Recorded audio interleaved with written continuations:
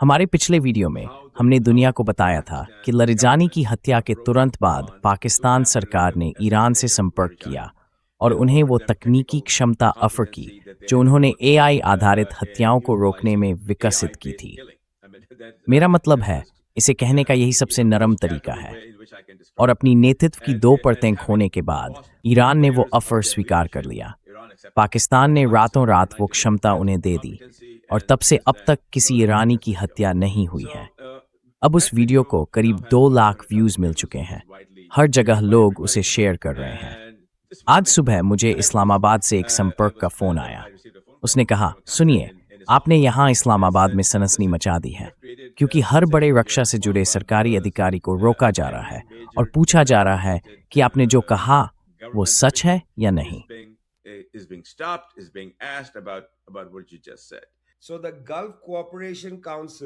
तो gulf cooperation council की बैठक चल रही है। जीसीसी देशों के सभी विदेश मंत्री वहां मौजूद हैं, यानी संयुक्त अरब अमीरात, कुवैत, बहरीन, कतर, सब शामिल हैं। सऊदी अरब का प्रतिनिधित्व भी वहां है और अमेरिकी विदेश मंत्री भी मौजूद हैं। अब सवाल है, वे चर्चा किस पर कर रहे हैं? मेरे खतरी दोस्त के मुताबिक एजेंडा में सबसे ऊपर जो मुद्दा है वो ये है कि अमेरिका कोशिश कर रहा है कि वे एक हकीकत को स्वीकार करें। Kara strength to mates who are नियंत्रण रखते हैं।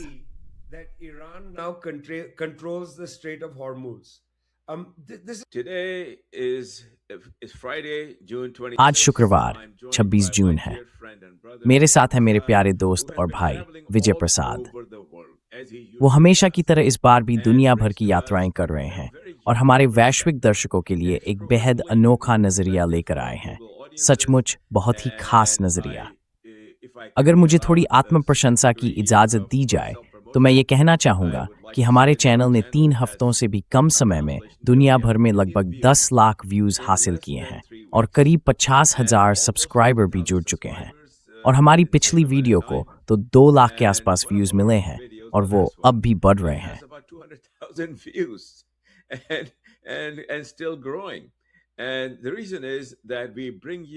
और वजह ये है कि हम आपको वो खबरें लाते हैं जो और कोई नहीं लाता, क्योंकि हम कॉरपोरेट मीडिया नहीं हैं।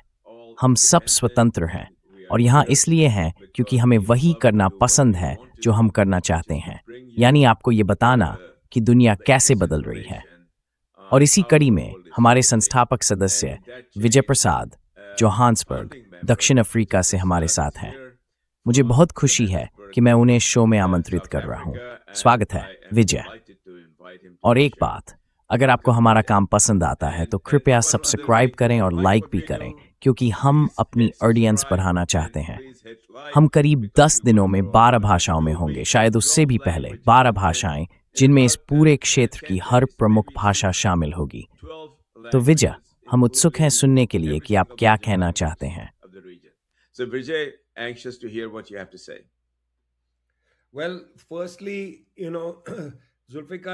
देखिए, सबसे पहले जुल्फ़िकार, हम बहुत ध्यान से देख रहे हैं कि दुनिया भर में ईरान को लेकर क्या हो रहा है। मेरा मतलब है, जब तक कोई ठोस भरोसा नहीं होता कि ईरान और अमेरिका के बीच जो समझौता है, जिसमें इजराइल और लेबनान की स्थिति भी शामिल है, वो टिकेगा, तब तक कुछ भी आगे नहीं बढ़ सकता। और ये बात सीधा जुड़ी है तेल और खाद के बाजारों के सामान्य होने से। वरना दक्षिण अफ्रीका जैसे देशों में पहले से ही हालात बिगड़े हुए हैं। सड़कों पर बहुत निराशा है और अफसोस की बात यह है कि ये निराशा अब सिर्फ महंगाई को लेकर गुस्से से बढ़कर दक्षिण अफ्रीका में आने वाले अफ्रीकी प्रवासियों के प्रति नफरत में बदलती जा रही है।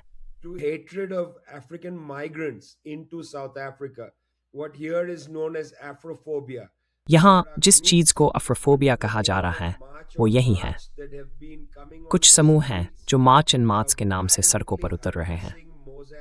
ये लोग मोजाम्बिक, जिम्बाब्वे, जाम्बिया और घाना के लोगों को हिंसक तरीके से परेशान कर रहे हैं, जो ज़्यादातर छोटे छोटे स्पाजा शॉप्स चलाते हैं।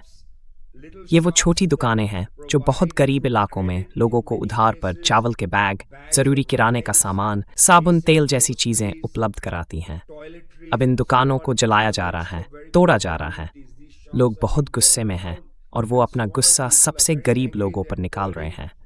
इनमें से ज्यादातर प्रवासी हैं। दक्षिण अफ्रीका में हालात बहुत दुखद हैं, और सच कहें तो कुछ राहत तभी मिलेगी जब महंगाई नीचे आएगी।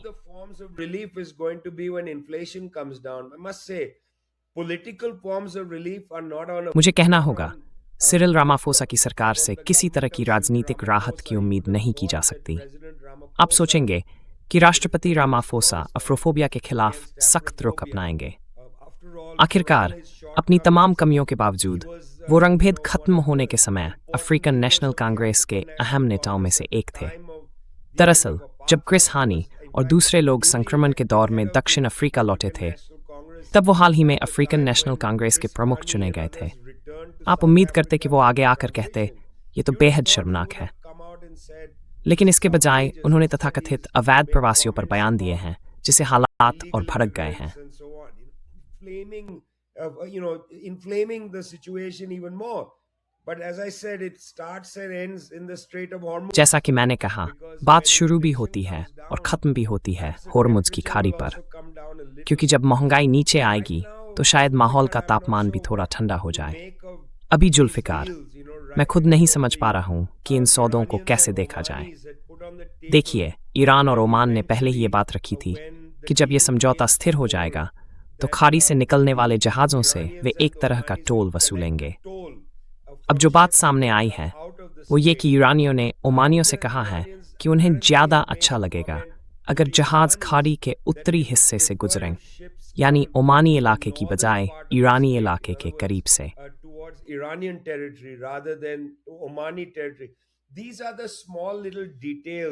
ये वो छोटी छोटी बातें हैं जो पूरे युद्ध विराम के लागू होने में खतरनाक देरी कर सकती हैं। लेकिन जैसा कि आप जानते हैं, हम सब इधर उधर जानकारी जुटा रहे हैं, ये समझने की कोशिश कर रहे हैं कि असल में गारंटी क्या है। हमारे अनुभव से हम जानते हैं कि सिर्फ एक कागज का टुकड़ा कोई ठोस गारंटी नहीं होता, उसके पीछे कुछ संसाधन होने चाहिए। तो यही तो हम पता लगाने की कोशिश कर रहे हैं। इस समझौते को संसाधन कौन देगा? देखिए, ईरानियों ने बहुत साफ कहा है कि जो पैसा उनसे अलग रखा गया है, यानी प्रतिबंधों वाला पैसा, वो उन्हें वापस चाहिए। तो सवाल यह है कि वो पैसा कौन जारी करेगा? क्या वो सीधे अमेरिकी सरकार जारी करेगी? ट्रंप तो बिल्कुल नहीं चाहते कि उनका नाम उस पर आए।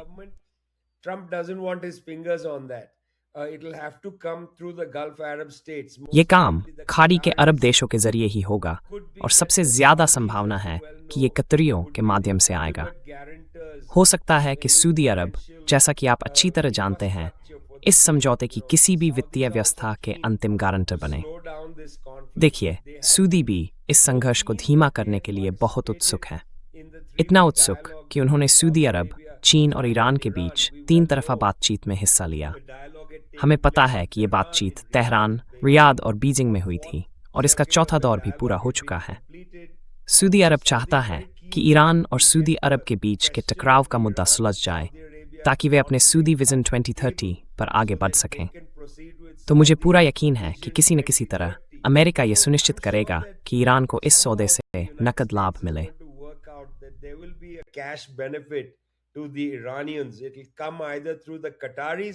ये या तो कतरियों के जरिए आएगा। आप जानते हैं, हम सबको पता है कि कतर अक्सर सबके लिए ब्रीफ केस लेकर चलता है। तो खतरी इस समझौते के वित्तीय गारंटर हो सकते हैं। ये सीधे सऊदी भी हो सकते हैं, लेकिन अमेरिका होने की संभावना बहुत कम है। असल तनाव तो अभी भी इसी समझौते पर बना हुआ है। इजराइल ने दक्षिणी लेबनान पर हमले बंद नहीं किए हैं, और यही बात इस समझौते को खतरे में डाल रही है। मुझे नहीं पता कि आपको ट्रंप प्रशासन की तरफ से क्या सुनने को मिल रहा है, लेकिन भगवान के लिए, क्या इजराइल सबके लिए ये सौदा बिगाड़ने वाला है? यहाँ तक कि दक्षिण अफ्रीका के गरीब इलाकों में छोटी दुकानों के मालिकों के लिए भी।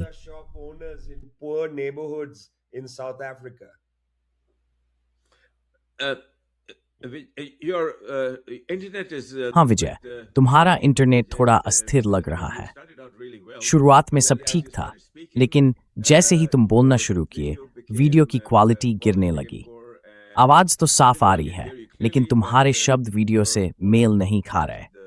तो शायद अगर वीडियो के बारे में कुछ किया जा सकता है, मुझे नहीं पता कि किया जा सकता है या नहीं, क्योंकि ये सब इंटरनेट और उसकी क्वालिटी पर निर्भर करता है। मेरा मतलब है, अगर संभव हो तो जरा देख लो। क्या तुम अभी इसके बारे में कुछ कर सकते हो या नहीं?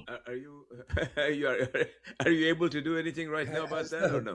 Has the क्या वीडियो की क्वालिटी में ज़रा भी सुधार हुआ है? doll Im of Harvard hen, en is af de filo, ouward with schmoeng. Much better right now. Asnowish red. Okay, you asked me a question, Vijay, and I would like to answer. ठीक है विजय, आपने मुझसे एक सवाल पूछा था और अगर आप अनुमति दें तो मैं उसका जवाब देना चाहूंगा। जैसा कि आप जानते हैं, पिछली बार जब हम बात कर रहे थे, तब से हम अपने सह संस्थापकों पेपे और लैरी के साथ मिलकर वीडियो बना रहे हैं। हमारे पास एक बेहद भरोसेमंद स्रोत है जो हमें बहुत सटीक जानकारी देता है और वो जानकारी कुछ ही दिनों में सही साबित होती है। अब मैं उसी सूचना श्रृंखला से जुड़ी एक नई बात यहाँ साझा करना चाहता हूँ। अपने पिछले वीडियो में हमने दुनिया को बताया था कि पाकिस्तान सरकार ने लारिजानी की हत्या के तुरंत बाद ईरान से संपर्क किया था और उन्हें वो तकनीकी विशेषज्ञता ऑफर की थी जो उन्होंने एआई आधारित हत्याओं को निष्क्रिय करने में विकसित की थी। मेरा मतलब है, मैं जितना स्वाक से कह सकता हूँ वह तरीका है। Most charitable way in which I can describe that, and having lost 2 layers of their और अपनी नेतृत्व की 2 परतें खोने के बाद ईरान ने मान लिया। पाकिस्तान ने रातों रात वो क्षमता मुहैया कराई और तब से अब तक किसी ईरानी की हत्या नहीं हुई। अब उस वीडियो को करीब 2 लाख बार देखा जा चुका है। हर जगह लोग उसे शेयर कर रहे हैं। आज सुबह मुझे इस्लामाबाद से एक संपर्क का फोन आया। उसने कहा, सुनिए, आपने यहाँ इस्लामाबाद में हलचल मचा दी है क्योंकि हर बड़े रक्षा से जुड़े सरकारी अधिकारी को रोका जा रहा है। उनसे पूछा जा रहा है कि आपने जो कहा वो क्या सच है। और रक्षा मंत्री ख्वाजा आसिफ से भी मुझे बताया गया ही सवाल पूछा गया, जो जानकारी हमने दी थी क्या वो सही है? और उन्होंने वही कहा जो आमतौर पर कहा जाता है, हम हाँ भी नहीं कहेंगे और ना भी नहीं कहेंगे। We are not going to say yes, we are not going to say no, and you are journalists, you can do your own investigation. और आप एक पत्रकार हैं, आप खुद अपनी जांच कर सकते हैं। लेकिन फिर भी मेरे पास इजराइल के लिए एक संदेश है। उन्होंने कहा था कि इसे प्रकाशित नहीं किया जाना चाहिए, लेकिन हमारे संपर्क ने बताया कि हम इसे सार्वजनिक कर सकते हैं। उन्हें पता था कि हमारी बातचीत होने वाली है। उन्होंने कहा, मेरे पास इजराइल के लिए एक संदेश है। तुम्हें अपनी वो सारी कार्रवाइयां बंद करनी होंगी जो इस समझौते को नाकाम करने के लिए की जा रही हैं, खासकर वो बात जो हमने पहले भी रिपोर्ट की थी, तुम्हारा हमारे रक्षा प्रमुख आसिम मुनीर को ईआई के जरिए निशाना बनाना। मेरा मतलब है, हमने अपने चैनल पर बताया था कि नेतन्याहू आसिम मुनीर को इस पूरे मामले में अपना सबसे बड़ा विरोधी मानते हैं और जैसा कि वो आम तौर पर अपने विरोधियों के साथ करते हैं, उन्हें खत्म फतेवर और पाकिस्तान को अब इस बात का इनकार हो रहा है। And Pakistan has become aware of that. Khaja Asif made a pointed comment. Khwaja Asif ने एक बहुत सीधी बात कही। उन्होंने ये नहीं कहा कि हमें पता है तुम क्या कर रहे हो, बल्कि कहा हमें सब पता है जो तुम कर रहे हो। और ये बात मैं बहुत सावधानी से कहना चाहता हूँ। उन्होंने कहा, अगर तुम उस दिशा में आगे बढ़े तो हमारे पास तुम्हें जमीन के चेहरे से मिटा देने की ताकत है। ये बहुत कड़ा बयान है और शायद अगले कुछ दिनों में इसकी रिपोर्टिंग भी होगी। मेरी नज़र में जो भी जानकारी हमें भरोसेमंद स्रोतों से मिली है, उससे साफ है कि इस्लामाबाद ईरान की शीर्ष नेतृत्व और रियाद की शीर्ष नेतृत्व दोनों के साथ बहुत नज़दीकी से काम कर रहा है। वे रियाद में होंगे। पाकिस्तानी प्रधानमंत्री और आसिम मुनीर दोनों अगले कुछ दिनों में रियाद पहुंचने वाले हैं।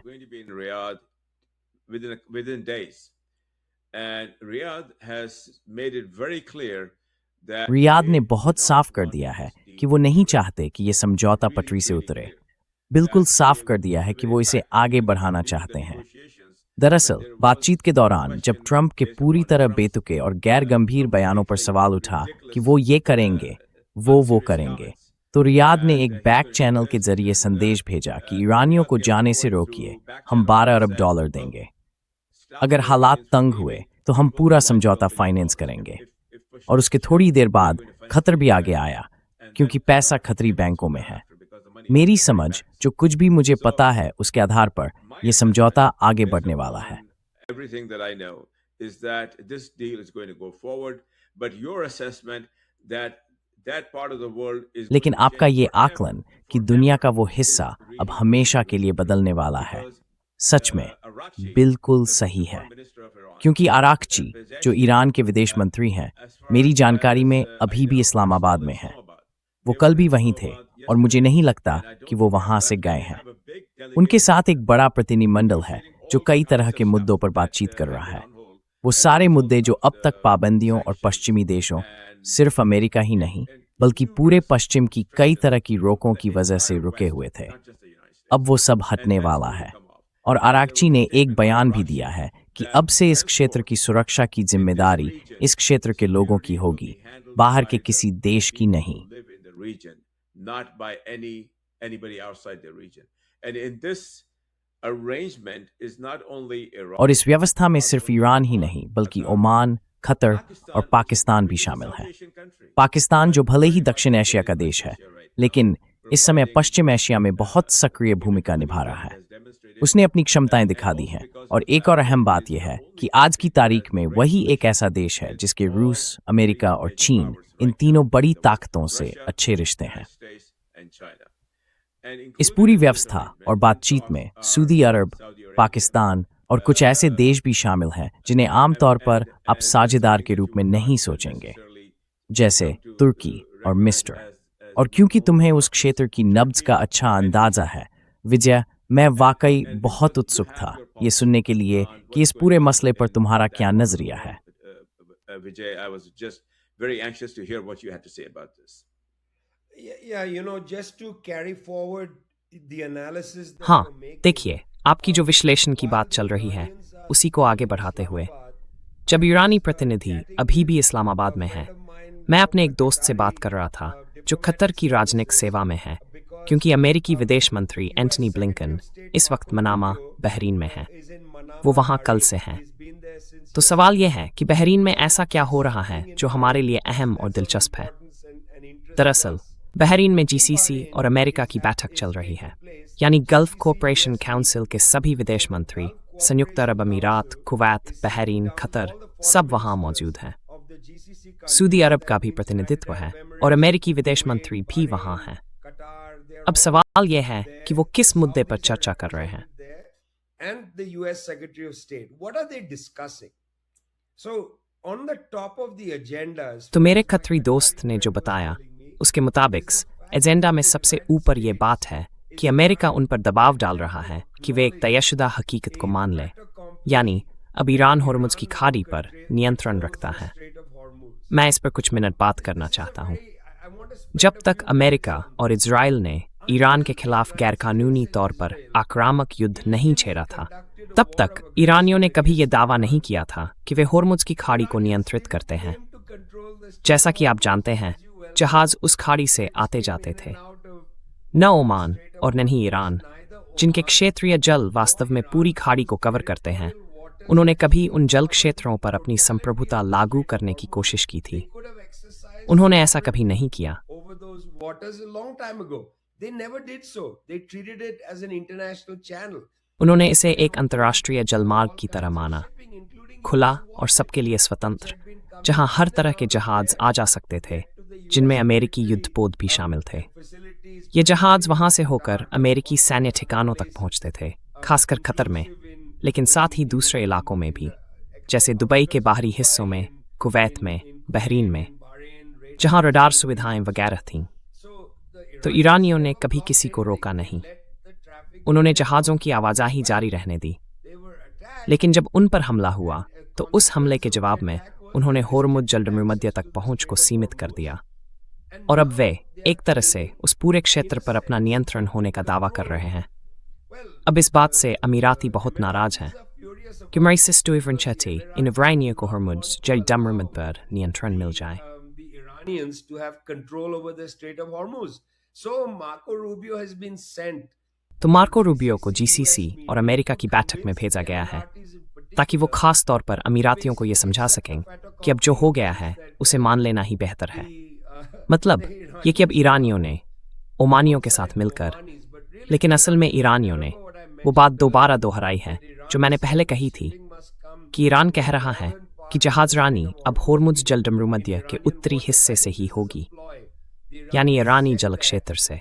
मुझे लगता है ये एक चाल है। ईरानियों ने ये बात मनामा में हुई जीसीसी प्लस अमेरिका की बैठक के दौरान कही थी। वो अमीरातियों को संदेश दे रहे हैं, सुनो, अब नियंत्रण हमारा है, इसे भूल जाओ। ये दिलचस्प है क्योंकि इसका सीधा असर पड़ता है, और मेरे कतरी दोस्तों ने इस पर बहुत साफ कहा है, खाड़ी के अरब देशों में सुरक्षा और कूटनीतिक व्यवस्थाओं पर। ठीक है, जरा इस पर ठहर कर सोचते हैं। Let's take a moment on this. From roughly the end of World War II, roughly, द्वितीय विश्व युद्ध के अंत के बाद से अमेरिका ने दावा किया कि वह पूरे क्षेत्र को, जिसमें कतर भी शामिल है, एक सुरक्षा छतरी प्रदान करता है। 1953 में मोसादेक के खिलाफ तख्तापलट के बाद ईरान को भी इसमें शामिल किया गया। अमेरिका का उद्देश्य था ईरान, सऊदी अरब, खाड़ी के अरब देशों, यानी पूरे इलाके की सुरक्षा करना। असल में अमेरिका ने 1955 में, अगर मैं सही याद कर रहा हूँ, बगदाद में एक बैठक शुरू की थी जिसे बगदाद पैक्ट बना, जिसे बाद में सेंटो कहा गया, सेंट्रल ट्रीटी ऑर्गेनाइजेशन, जो उस क्षेत्र का एक तरह से नाटो था। अमेरिका उन सभी देशों की सुरक्षा का गारंटर बन गया। अब ये सब ठीक है, लेकिन उस सुरक्षा गारंटी के बदले अमेरिका को सऊदी अरब, कुवैत, कतर, संयुक्त अरब अमीरात और दूसरे देशों में सैन्य ठिकाने बनाने के लिए जमीन दी गई, और उन्होंने वहां बहुत बड़े महत्वपूर्ण ठिकाने बनाए। and they built very large considerable bases. I've seen the one in Qatar. I've seen the मैंने खतर वाला बेस देखा है। मैंने सऊदी अरब में पुराना बेस इंफ्रास्ट्रक्चर भी देखा है। ये बहुत बड़े बेस हैं। खतर वाला बेस दोहा के पश्चिम में है। वहां पहुंचने के लिए आपको रेगिस्तान की सड़क पर काफी दूर तक गाड़ी चलानी पड़ती है, और फिर वो बेस बस चलता ही चला जाता है। बहुत विशाल इलाका। पहले खाड़ी युद्ध के दौरान सऊदी अरब में इसको लेकर काफी हंगामा हुआ था। तब सऊदी सरकार को अमेरिकी सेनाओं को उन बेसों से निकालना पड़ा, क्योंकि सऊदी अरब के अंदर के शेखों का तर्क था कि ये दर अल इस्लाम है, यानी इस्लाम की भूमि। ये मक्का और मदीना का घर है। पवित्र स्थलों के संरक्षक ये अनुमति नहीं दे सकते कि अमेरिकी सेना के जूते इस धरती पर पड़े।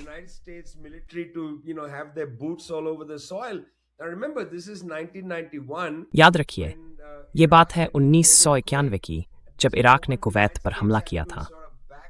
उस वक्त अमेरिका को थोड़ा पीछे हटना पड़ा, और उन्होंने धीरे धीरे सऊदी अरब में अपने ठिकाने से खुद को हटा लिया।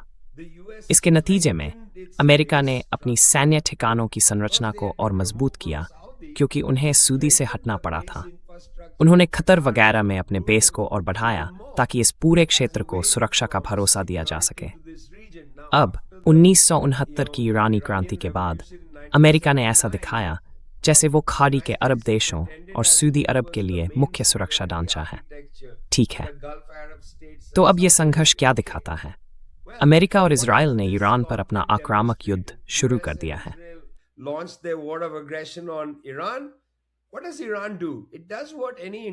ईरान क्या करता है? वही करता है जो कोई भी समझदार ताकत करेगी। वो कुवैत, बहरीन, कतर से लेकर संयुक्त अरब अमीरात तक अमेरिकी ठिकानों पर हमला करता है। शायद सऊदी अरब में भी, हालांकि मुझे उन खबरों पर ज्यादा यकीन नहीं था कि ईरानियों ने सऊदी अरब पर हमला किया था। मुझे नहीं लगता कि वो सच था, लेकिन उन्होंने बाकी सभी अमेरिकी ठिकानों को निशाना बनाया। उन्होंने रडार सिस्टम नष्ट कर दिए, अमेरिकी पैट्रियट मिसाइल बैटरियों को पार कर लिया, एयरफील्ड्स पर हमला किया और बहुत कुछ किया। और उन्होंने कुवैत से लेकर अमीरात तक सबको ये दिखा दिया कि देखो मेरे अरब दोस्तों, तुम्हें अमेरिका बचाने नहीं वाला।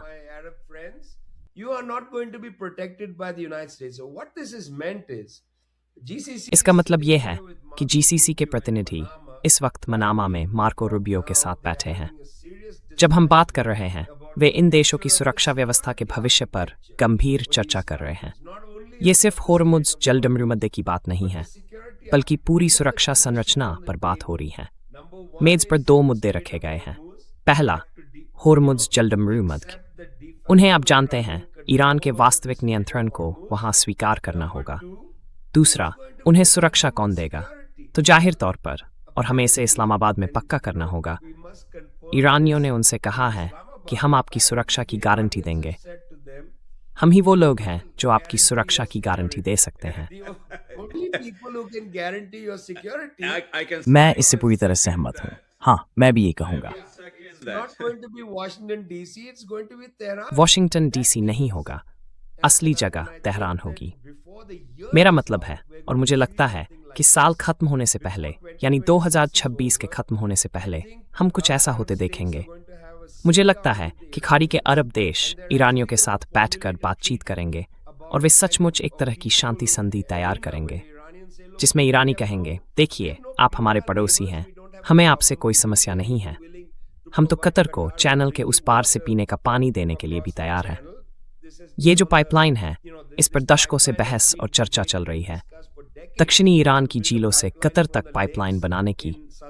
तो वे कहेंगे, देखिए, हम आपके लिए ये सब कर सकते हैं। So they will say we can do all these things for you. We'll guarantee your security.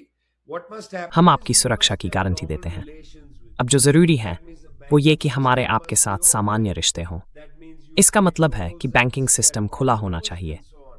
So इसका I मतलब ये भी think है कि आप होर्मुज पर before टोल वगैरह का 2026 भुगतान is करें। out, तो मुझे लगता है only has 2026 खत्म होने से पहले ईरान ने न सिर्फ अमेरिका के खिलाफ एक रणनीतिक संघर्ष जीता है, बल्कि उसने बेंजामिन नेतन्याहू को भी अपमानित किया है, क्योंकि ईरान ने अपनी सुरक्षा को लेबनान से जोड़ने में कामयाबी पाई है, जबकि इजराइल लगातार लेबनान पर हमले कर रहा है।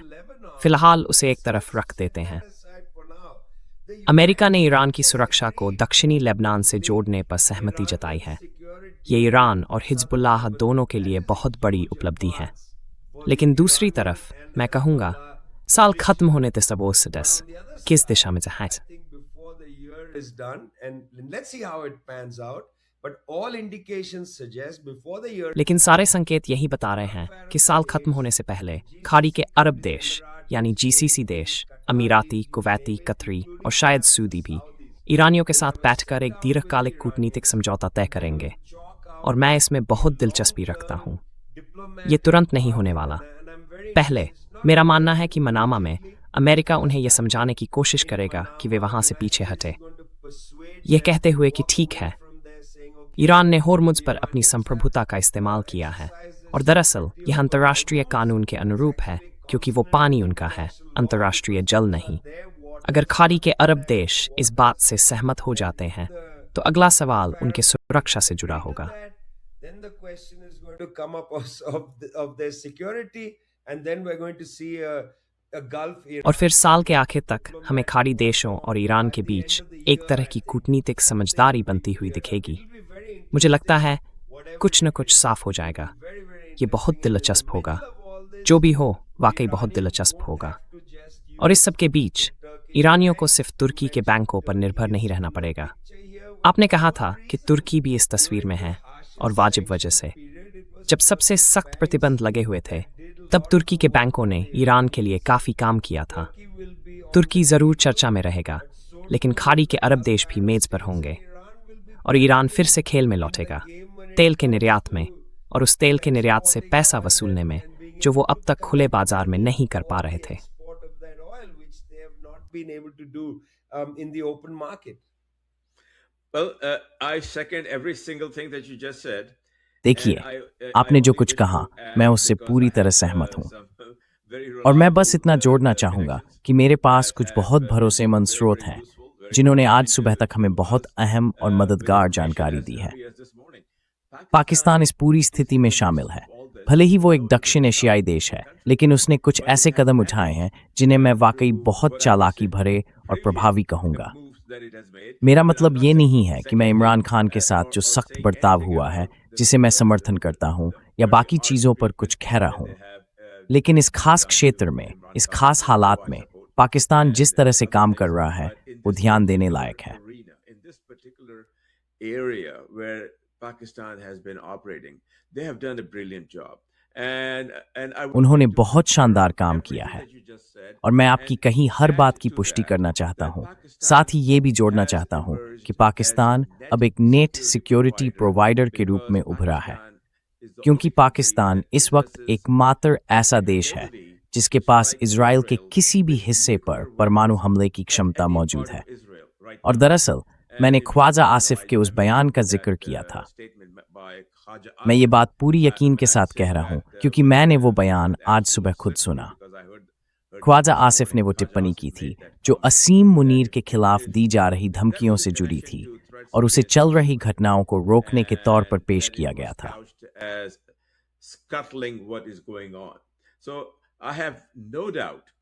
मुझे इसमें जरा भी शक नहीं है कि पाकिस्तान में अराची ने जो बयान दिया वो बहुत साफ था।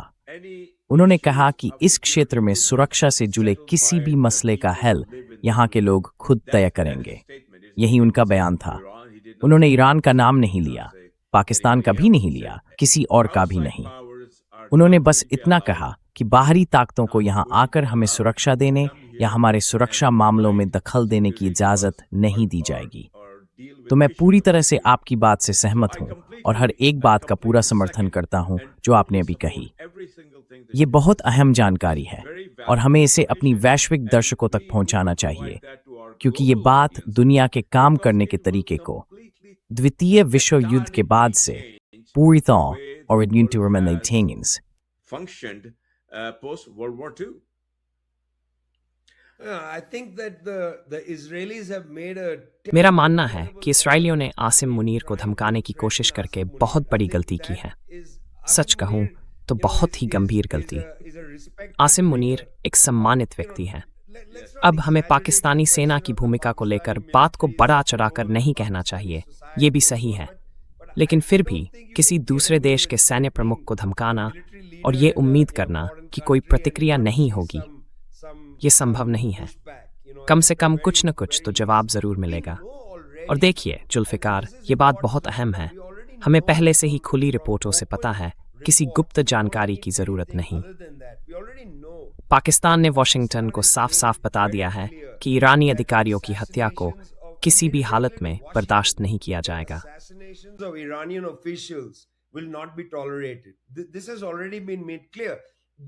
ये बात पहले ही साफ कर दी गई है। ये वॉशिंगटन के लिए बयान नहीं है। असल में ये वॉशिंगटन के लिए वो संदेश है जो उसे तेल अवीव तक पहुंचाना है ताकि इजरायली कोई गलत कदम न उठाएं। इजराइल ने पाकिस्तान की सत्ता से जुड़े एक वरिष्ठ अधिकारी को धमकाकर बहुत बड़ी गलती की है, बहुत बड़ी गलती। तो ये संदेश इस्लामाबाद से वॉशिंगटन के जरिए तेल अवीव तक गया है और इसका मकसद है कि पूरे क्षेत्र में सभी के लिए सुरक्षा की गारंटी दी जाए। ये पहली बात हुई। दूसरी बात, दिलचस्प यह है कि पाकिस्तान ने खुद को लेबनान में चल रहे डी कॉन्फ्लिक्ट मैकेनिज्म में शामिल कर लिया है। मुझे ये बहुत दिलचस्प लगा। आपने कहा था कि पाकिस्तान एक दक्षिण एशियाई देश है, अब वो पश्चिम एशिया का खिलाड़ी बन गया है।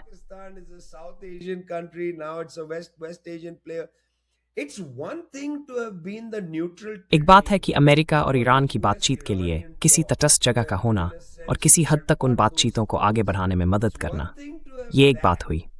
ठीक है, ये एक बात है। पाकिस्तान ईरान का पड़ोसी है और जैसा आपने कहा, पाकिस्तान उन देशों में से एक है जहां ईरानी, अमेरिकी और रूसी सब एक दूसरे से बात कर रहे हैं। तो ये बात समझ में आती है कि इस्लामाबाद ने बातचीत की मेज तैयार की। पहले ओमान ने अमेरिका और ईरान के बीच बातचीत के लिए वही भूमिका निभाई थी, लेकिन जब अमेरिका ने हमला किया तो ओमान की वो मेज बिगड़ गई क्योंकि उन्होंने ओमानियों के साथ विश्वासघात किया। अब ओमान अमेरिका से नाराज है और इसी वजह से उसने ईरान के उस प्रस्ताव को मान लिया जो होर्मुज़ पर नियंत्रण से जुड़ा है।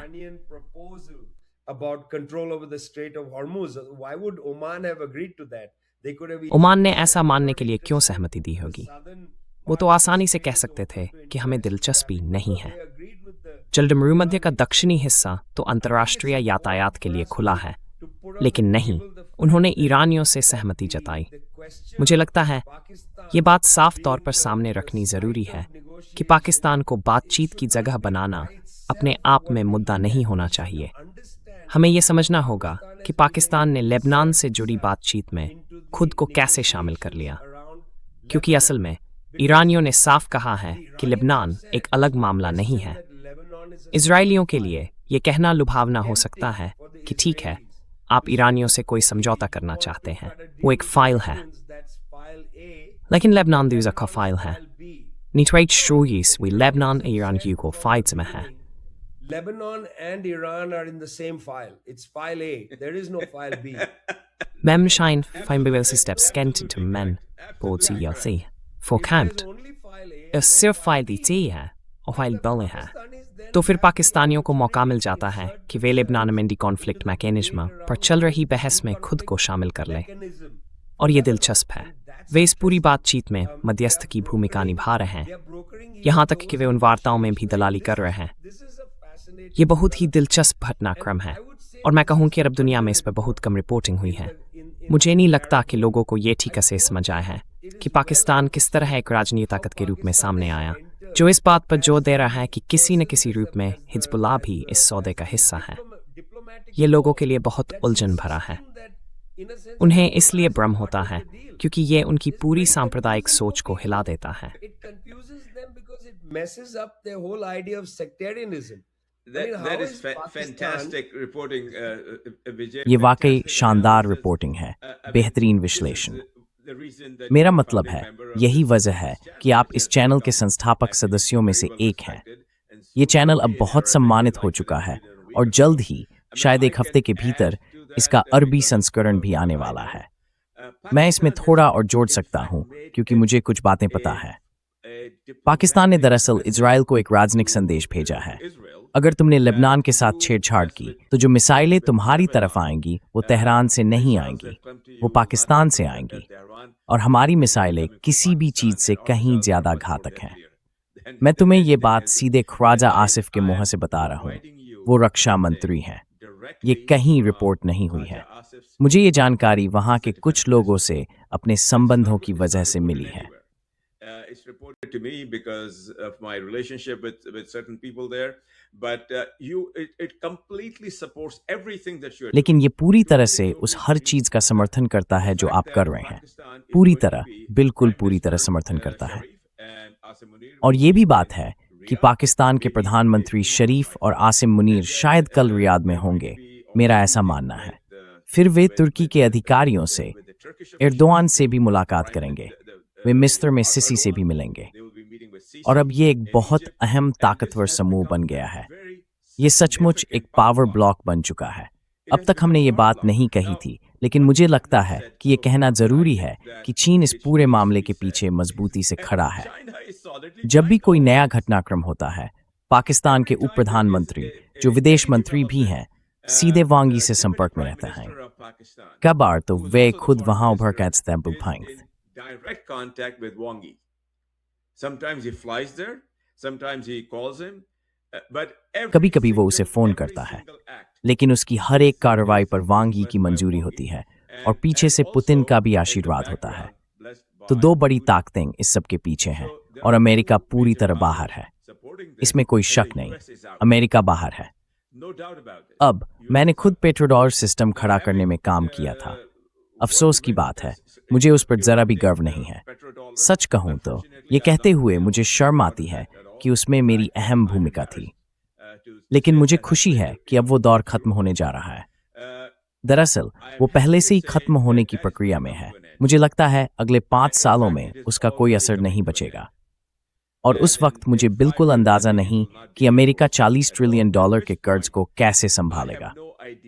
अभी तक तो वो बस नोट छाप कर ही काम चला रहा है। So far, it's just been doing that by printing money. I mean, look, frankly, that's. मेरा मतलब है, देखिए, साफ तौर पर कहें तो आज पेट्रोडॉलर की बात न करें, उस पर किसी और दिन लौटते हैं क्योंकि वो बहुत जटिल मुद्दा है। अभी हम क्षेत्रीय कूटनीति और हालात पर ध्यान दें क्योंकि भारत की स्थिति बहुत पेचीदा है, जैसा कि आप अच्छी तरह जानते हैं। देखिए, राष्ट्रीय सुरक्षा सलाहकार अजीत डोभाल ने अमेरिका और ईरान के बीच हुए समझौता ज्ञापन का स्वागत किया। भारत को भी उस समझौते का स्वागत करना पड़ा, एक तो इसलिए कि अमेरिका उसका हस्ताक्षर करता था और दूसरा क्योंकि भारत बहुत इच्छुक है, दक्षिण अफ्रीका और दूसरे देशों की तरह, कि तेल की कीमतों में बढ़ोतरी कम हो ताकि उसके साथ साथ खाने पीने की चीज़ों की कीमतें, ईंधन की कीमतें और खाद की कीमतें भी नीचे आएं। Fuel inflation, fertilizer, etc. So India welcomed the memorandum. तो भारत ने उस समझौता ज्ञापन का स्वागत किया। एक सर्वदलीय बैठक भी हुई। देखिए, जो हो रहा है वो ये है कि भारत में विपक्ष मोदी सरकार से बेहद नाराज है। विपक्ष का कहना है कि मोदी सरकार ने इस पूरे मामले को इतनी खराब तरह से संभाला कि आखिर में पाकिस्तान शांति का नायक बन गया और भारत पूरी तरह हाशिए पर चला गया। तो विदेश मंत्री एस जयशंकर ने एक बंद दरवाजे वाली सर्वदलीय बैठक में बात की। उस बैठक में उन्होंने बहुत साफ साफ कहा कि यही स्थिति है, ये सामान्य कूटनीति है। पाकिस्तान ने अपनी चाल बहुत समझदारी से चली और बाकी बातें भी कहीं, लेकिन भारत अपनी दिशा पर कायम है।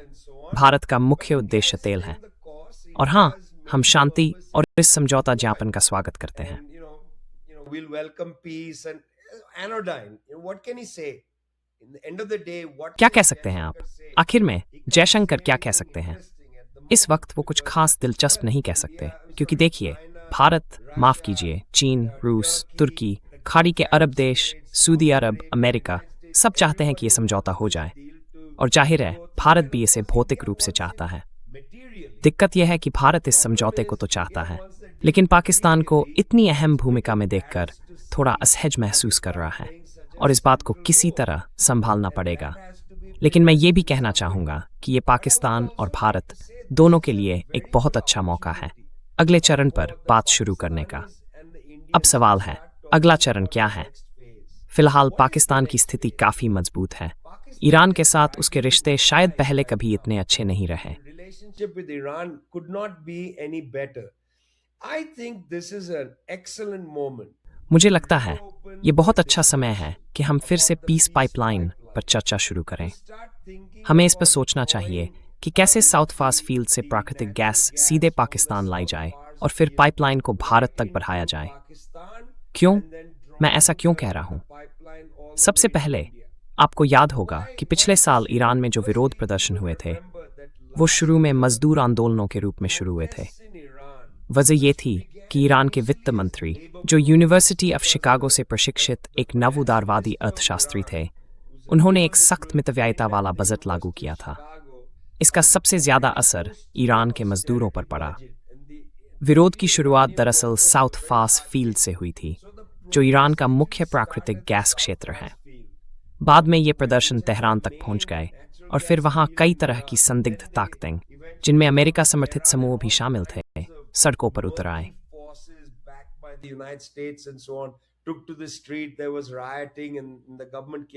वहां दंगे हुए थे और सरकार ने दखल दिया। लेकिन मैं उस बारे में बात नहीं कर रहा हूं। मैं बात कर रहा हूं साउथ फार्स में हुए प्रदर्शनों की। देखिए, अगर हमारे पास एक पाइपलाइन हो जो प्राकृतिक गैस सीधे पाकिस्तान तक ले जाए, तो मैं आपको बताता हूं, इससे पाकिस्तान में गैस की कीमतें बहुत नीचे चली जाएंगी। ये पाकिस्तानी लोगों के लिए बेहद फायदेमंद होगा। और ये पाइपलाइन बलूचिस्तान से होकर भी गुजरेगी। ये बलूच लोगों के लिए, जो पाकिस्तान और ईरान दोनों तरफ रहते हैं, आर्थिक लाभ देखने का एक मौका हो सकता है। क्योंकि याद रखिए, कल ही एक झड़प हुई थी। पाकिस्तान और ईरान के बीच सशस्त्र टकराव हुआ था। ज़्यादा समय नहीं हुआ, तो हो सकता है ये कदम उस स्थिति को स्थिर करने में मदद करे।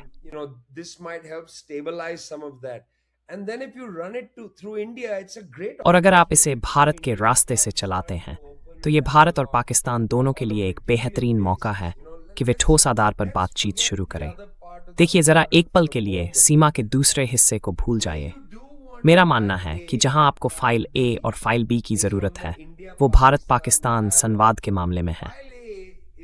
फाइल ए असल में भारत और पाकिस्तान के वे मुद्दे हैं जिन्हें हल किया जा सकता है, जैसे कि सीमा का बड़ा हिस्सा, यानी ईरान से भारत तक पाइपलाइन लाना।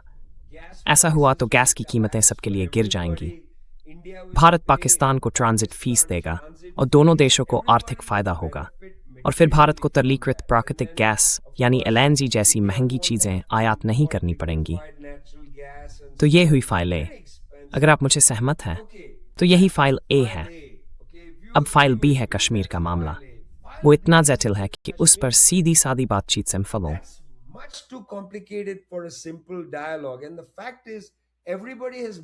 असल बात यह है कि सबने दोनों फाइलों को मिलाकर एक ही बना दिया है और कहा है कि पूरी सीमा को एक साथ सुलझाना होगा, शिनजियांग से लेकर आप जानते हैं सिंध तक। मुझे लगता है ये बहुत खराब स्थिति है। मेरा मानना है कि सिंध से लेकर कश्मीर तक और फिर सियाचिन के कुछ हिस्सों तक इन सबको अलग अलग तरीके से देखा जाना चाहिए। सबसे पहले हमें सियाचिन को सैन्य मुक्त करना होगा। हमारे जवान वहाँ ठंड से मर रहे हैं। मुझे समझ नहीं आता कि हम अपने लड़कों को वहाँ क्यों भेजते रहते हैं। वहाँ तो इतनी ठंड है कि पठान भी सियाचिन की चौकी पर नहीं बैठ सकते। मेरा मानना है कि हमें उस ग्लेशियर को सैन्य मुक्त करना चाहिए और फिर हमें, आप जानते हैं, इस सीमा को एक अंतर्राष्ट्रीय सीमा के रूप में तय करना चाहिए, एक सही मान्य अंतर्राष्ट्रीय सीमा। उसके बाद उस terras receive शांति और सोवचाग चेकास फुल जनाफी फो और गुफेडकस लोगों को भी सीखना चाहिए। quiet and reflection and involve the Kashmiri people and so on. This is a huge opportunity for Pakistan. ये पाकिस्तान के लिए बहुत बड़ा मौका है। पाकिस्तान इस वक्त मजबूत स्थिति में है और वो भारत के सामने एक, आप जानते हैं, उदार प्रस्ताव रख सकता है ताकि कुछ मसले सुलझाए जा सकें, क्योंकि ईरान और पाकिस्तान आज जितने करीब हैं उतने पहले कभी नहीं रहे। मुझे लगता है ये हमारे लिए, पूरे दक्षिण एशिया के लिए एक बहुत बड़ा अवसर है। इसीलिए जब आपने कहा कि पाकिस्तान अब पश्चिम एशिया में गहराई से शामिल है, तो मैं आपसे पूरी तरह सहमत हूँ। लेकिन पाकिस्तान को ये नहीं भूलना चाहिए कि उसके कुछ दक्षिण एशिया से जुड़े मसले भी हैं। अगर भारत और पाकिस्तान के बीच ये समस्याएं सुलझ जाएं, तो सोचिए भारत और चीन के मुद्दों को सुलझाने की कितनी बड़ी प्रेरणा मिलेगी। और फिर देखिए एशिया क्या कर सकता है। सोचिए एशिया क्या कर सकता है। Then think of what Asia could do. Well, they say from your देखिए, लोग कहते हैं ना, तुम्हारे मुंह से निकली बात सीधे भगवान के कानों तक पहुंचे। मैं कहना चाहूंगा, तुम्हारे होंठों से निकली बात पाकिस्तान और भारत के सत्ता में बैठे लोगों के कानों तक पहुंचे। और मैं तुम्हारी कही हुई बात में कुछ जोड़ना चाहूंगा। जो कुछ तुमने कहा, मैं पूरी तरह बिना किसी हिचक के उसका समर्थन करता हूं। तुम्हारी किसी भी बात से मुझे कोई असहमति नहीं है, लेकिन मैं कुछ बातें और जोड़ना चाहूंगा क्योंकि मेरे पास कुछ विशेष जानकारी है। कुछ लोग बहुत कृपालु रहे हैं जिन्होंने वो जानकारी हमें दी ताकि हम उसे दुनिया के उन लोगों तक पहुंचा सकें जिन्हें इसके बारे में जानना जरूरी है। the people in the world who need to be informed. Presently, as far as I know, जहां तक मेरी जानकारी है, इस वक्त ईरान का एक बहुत उच्च स्तरीय प्रतिनिधिमंडल पाकिस्तान में मौजूद है।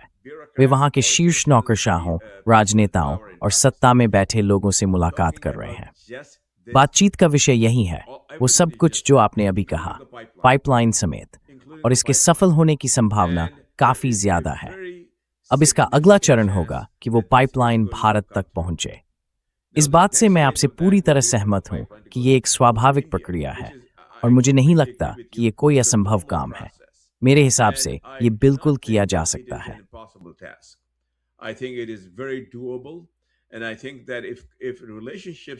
मेरा मानना है कि अगर पाकिस्तान, ईरान और बाकी खाड़ी देशों के बीच रिश्ते उसी तरह आगे बढ़ते रहे जैसे अब तक बढ़ रहे हैं, तो इसका बड़ा कारण है MBS की तरफ से मिला वो आशीर्वाद जो रक्षा समझौते के रूप में आया था।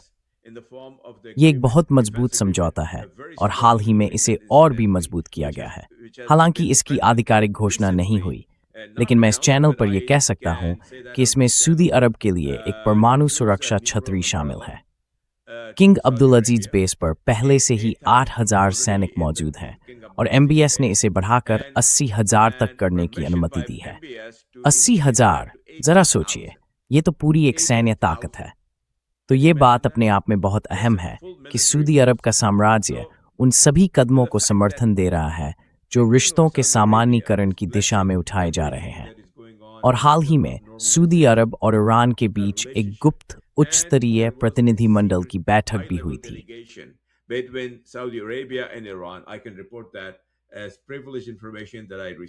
मैं ये बता सकता हूं कि जो गोपनीय जानकारी मुझे मिली थी वो कल की है और पाकिस्तान इसमें शामिल है।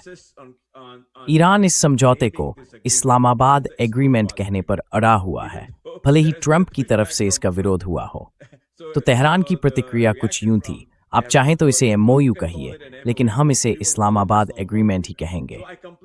तो विजय, मैं आपसे पूरी तरह सहमत हूं और मुझे लगता है कि ऐसे कार्यक्रम जहां हम ये जानकारी साझा करते हैं और लाखों लोग अपनी भाषा में हमें सुनते हैं, वो एक बड़ी जनभावना पैदा करेंगे। लोग अपने नेताओं से जवाब मांगेंगे, ठीक वैसे ही जैसे उन्होंने उस पिछली जानकारी और वीडियो के बाद मांगा था जिसमें हमने बताया था कि पाकिस्तान ने एआई सहायता प्राप्त हत्या को निष्क्रिय करने के लिए तकनीकी मदद दी थी।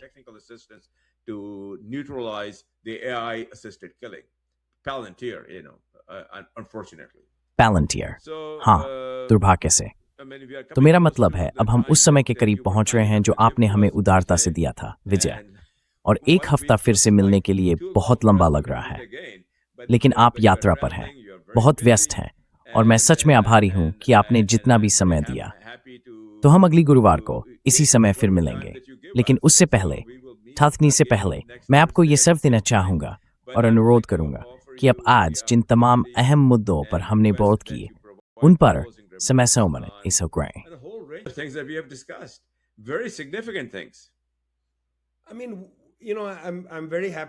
मेरा मतलब है, देखिए, यहाँ आकर मुझे बहुत खुशी हो रही है।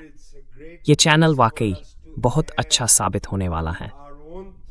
ये हमारे लिए एक शानदार मंच है जहाँ हम अपने विचार साझा कर सकते हैं, और साथ ही वो बातें भी जो हम रिपोर्ट कर रहे हैं उन लोगों से जो हम सालों से बात करते आ रहे हैं। जैसे आपके इस्लामाबाद में संपर्क हैं, मेरे दिल्ली में, और खाड़ी के अरब देशों में, मंगोलिया से भी कुछ दिलचस्प खबरें आ रही हैं। वहाँ भारत ने करीब $1.7 अरब खर्च करके एक नया तेल रिफाइनरी बनाने का काम शुरू किया है। वो एक भू-अवस्थित देश है, लेकिन वहाँ बहुत बड़े तेल भंडार मिले हैं। भारत ने वहाँ काफ़ी पैसा लगाया है। अब सवाल यह है कि अगर चीन के रास्ते नहीं तो भारत मंगोलिया से तेल भारत तक कैसे लाएगा?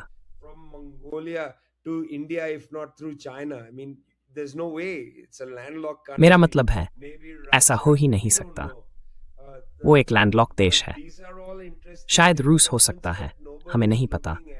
लेकिन ये सब बहुत दिलचस्प घटनाएं हैं जिन पर कोई ध्यान ही नहीं दे रहा।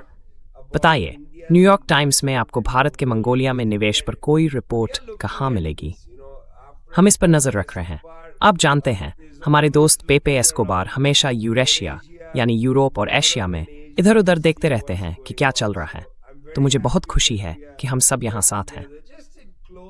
बस अंत में मैं इतना कहना चाहूँगा कि ईरान पर जो ये आक्रामक युद्ध चल रहा है उसने कई दिलचस्प संभावनाएं खोल दी हैं। बेशक एक तरफ हम जानों के नुकसान पर शोक मनाते हैं,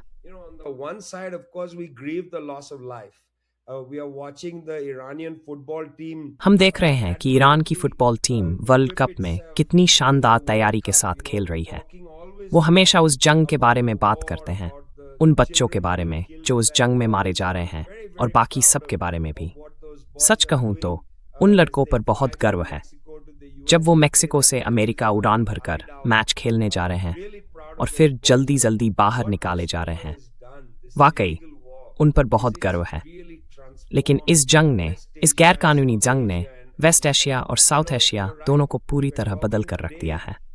और हाँ, आप सही कह रहे हैं, हम आज बात कर रहे हैं कल की, परसों की, सोमवार की। हमें खुद नहीं पता फर्क क्या है। बिरयानी तो ठंडी हो जाती है जैसे ही चूल्हे से उतारो। पता नहीं आप बिरयानी में आलू पसंद करते हैं या नहीं। सबको गैस नोरथेटी। अगर आप बिरयानी में आलू वाले इंसान हैं, तो जब तक आपको वो आलू मिलता है और आप उसे तोड़ते हैं, तब तक वो ठंडा पड़ चुका होता है, क्योंकि खबरें इतनी तेजी से बदल रही हैं। और मुझे पूरा यकीन है कि जब हम अगली बार बात करेंगे, तब तक हालात फिर बदल चुके होंगे। लेकिन मैं कहूँगा, चलिए बात शुरू करते हैं उस बड़े बदलाव से जो खाड़ी के अरब देशों में, तेहरान में और सबसे ज़्यादा इस्लामाबाद में हो रहे हैं। उम्मीद है कि उस ऊर्जा का कुछ असर भारत तक भी पहुंचेगा। तो हाँ, मेरा मानना है कि जब हम अगले हफ्ते बात करें तो यहीं से आगे बढ़ें और देखें कि चीज़ें किस दिशा में जा रही हैं।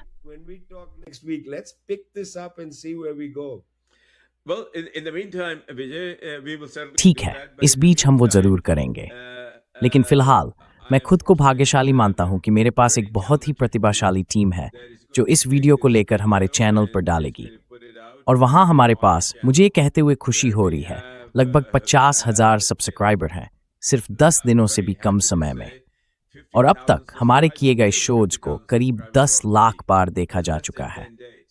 आप जानते हैं, ज्यादातर चैनलों को इस रफ्तार तक पहुंचने में 3 साल लग जाते हैं, और मैं कहूंगा कि इसकी वजह है वो रिपोर्टिंग की गुणवत्ता जो हम कर रहे हैं आपके जैसे लोगों के साथ, जो सिर्फ मेहमान नहीं बल्कि इस चैनल के संस्थापक सदस्य हैं। और उम्मीद है कि आप आगे भी इसी तरह की जानकारी देते रहेंगे, क्योंकि यही आपका काम है। Will continue to provide this kind of information because that is what you do. You travel the world to do that. I mean, you just आप came दुनिया back भर में ये सब करने के लिए घूमते हैं। मेरा मतलब है, आप अभी अभी एक वर्ल्ड टूर से लौटे हैं और अब फिर से एक और वर्ल्ड टूर पर हैं। पेपे भी ऐसा ही करता है। तो बहुत बहुत धन्यवाद। उम्मीद है कि जहां आप हैं वहां आप अपनी बिरयानी खा पा रहे होंगे, क्योंकि मेरा बेटा हाल ही में वहां गया था। और उम्मीद है कि दुनिया और करीब आती जाएगी, ताकि हम जहां भी जाएं अपनी पसंद का खाना खा सकें। बहुत बहुत शुक्रिया। आपसे हर बात करने कहने का मुझे सच में बहुत इंतज़ार रहता है, और मैं हमारी बातचीत का पूरा आनंद। talking to you every time, and I completely enjoy the conversation. मैं भी बिल्कुल वैसे ही। Yeah, so हाँ, I'm gonna hit मैं the अब स्टॉप करने जा रहा हूँ। give it a बस एक second सेकंड दो, ये अपलोड हो जाएगा। to upload.